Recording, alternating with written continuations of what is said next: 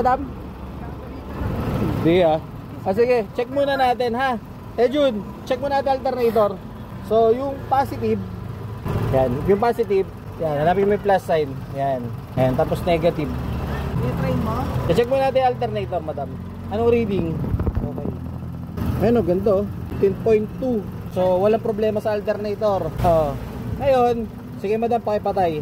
Maganda charging, okay, alternator ha. So ang battery nito guys is Go battery. Ilang years na to? Mga 3 years na mahigit po ang battery na to kay Tam. So check natin yung battery health.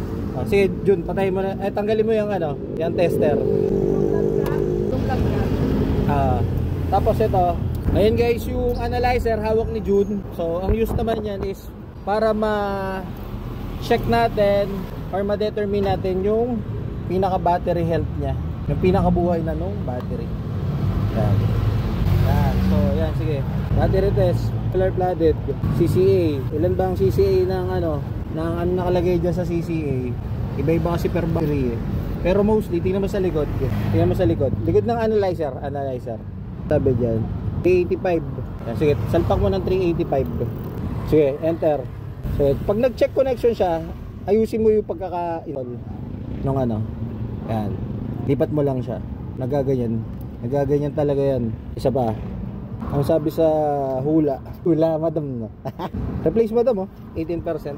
Firm yan. Kaya nagkaganon na siya. Replace na talaga yung battery. Kasi sobrang tagal. Ilan ba dapat? Is mag-good siya. Mga 65%, 60. Paano po? Kailangan mo na palitan. Ganun ko na? So hirap na